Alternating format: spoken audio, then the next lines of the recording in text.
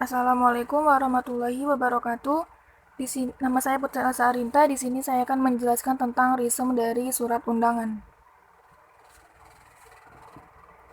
Yang pertama, pengertian.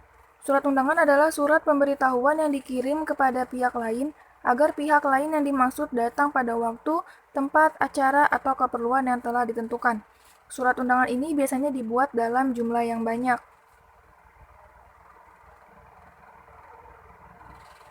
Lalu surat undangan resmi dibagi menjadi 3 jenis, yaitu surat undangan resmi, lalu surat undangan setengah resmi, dan surat undangan tidak resmi atau pribadi. Untuk surat undangan resmi, pengertiannya yaitu sebuah undangan yang dapat digunakan sebagai keperluan atau kebutuhan resmi. Jadi surat undangan resmi ini dikeluarkan oleh badan atau organisasi yang bersifat resmi. Contohnya undangan rapat organisasi. Nah, karena si surat undangan resmi ini pada saat menulis surat, si pihak pengundang menggunakan kata kami karena untuk mewakili suatu badan atau organisasi tersebut.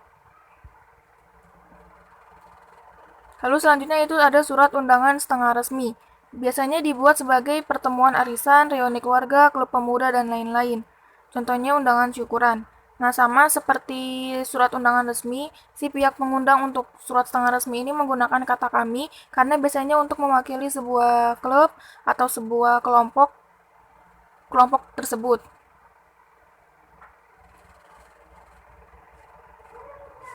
Lalu, karakteristik surat setengah resmi, yaitu yang pertama tanpa mempunyai kop surat. Lalu yang kedua dapat menggunakan dalam sebuah bahasa campuran, maksudnya boleh resmi atau tidak resmi.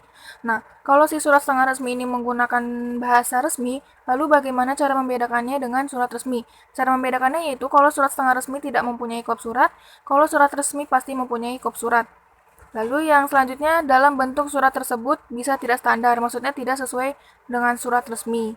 Lalu yang selanjutnya menggunakan sebuah kertas yang biasa digunakan untuk korespondensi atau surat menyurat. Lalu selanjutnya surat undangan tidak resmi atau pribadi. Nah, maksudnya ini merupakan sebuah undangan dari individu sebagai pengguna pribadi mereka. Karena ini surat pribadi, jadi si pihak mengundangnya itu hanya cukup menggunakan kata saya atau aku atau sapaan yang biasa digunakan dalam bahasa sehari-hari mereka. Di sini saya memberikan contoh untuk surat undangan resmi, yaitu undangan wali murid dari Sekolah Menengah Kejuruan Karya Teknologi. Yang pertama biasa seperti di awal surat resmi ada kop surat. Lalu selanjutnya ada tempat serta tanggal kapan surat tersebut ditulis. Lalu selanjutnya ada nomor surat yang mana nomor surat tersebut sudah ditentukan. Lalu ada lampiran, lalu ada perihalnya tentang apa. Di sini dituliskan tentang undangan wali murid. Lalu selanjutnya ada ditujukan kepada siapa, beserta alamatnya. Lalu ada salam pembuka, lalu juga ada isi dari surat tersebut. Karena ini isinya undangan wali murid, pasti isinya tentang untuk apa sih si wali murid itu diundang. Di sini dijelaskan untuk pergelaran wayang kulit. Lalu biasanya kalau surat undangan pasti di isinya tersebut dicantumkan untuk kapan harinya, tanggal, waktu, tempat, dan juga acaranya apa. Lalu selanjutnya ada salam penutup.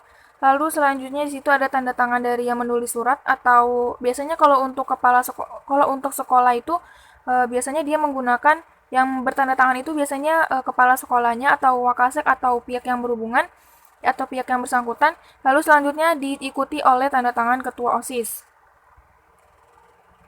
Lalu untuk surat setengah resmi, di sini saya mengambil contoh surat pengunduran diri. Nah, di sini terlihat jelas si surat setengah resmi ini menggunakan bahasa yang resmi sama seperti bahasa surat resmi pada umumnya. Nah, lalu bagaimana cara membedakannya? Bisa dilihat kalau surat setengah resmi ini, di surat ini dia tidak menggunakan kop surat. Lalu urutannya sama, dia di situ ada tempat, tanggal, kapan surat ditulis, lalu ditujukan kepada siapa surat tersebut, lalu ada kata pembuka, lalu ada isinya. Karena ini contoh surat pengunduran diri, isinya berisi tentang mengapa dia mengundurkan diri dari perusahaan tersebut. Lalu selanjutnya ada permintaan maaf, lalu selanjutnya ada yaitu ada salam penutup, lalu ada tanda tangan si penulis surat. Lalu selanjutnya di sini ada surat undangan tidak resmi atau surat pribadi. Di sini saya mengambil contoh surat undangan ulang tahun. Nah, di atas bisa dituliskan judulnya atau tidak, terserah, itu bebas, yaitu di sini dituliskan judulnya itu undangan. Lalu selanjutnya sama seperti surat pada umumnya, di situ ada tempat juga tanggal kapan surat tersebut ditulis, lalu ditujukan kepada siapa beserta alamat si penuju. Lalu ada salam pembuka, lalu ada isinya yaitu karena ini undangan ulang tahun, di sini tertulis jelas isinya itu tentang kapan ulang tahunnya diadakan. Lalu ada hari, tanggal, waktu, tempat juga acara. Lalu selanjutnya di situ dia ada harapan yaitu semoga si teman-temannya itu datang tepat waktu. Ini bebas karena ini surat pribadi, tidak ditentukan strukturnya seperti apa, itu bebas mau bagaimana si penulis menuliskannya. Lalu ada salam penutup. Lalu selanjutnya ada si tanda tangan si penulis. Nah, sekian dari saya, kurang lebihnya mohon maaf. Wassalamualaikum warahmatullahi wabarakatuh.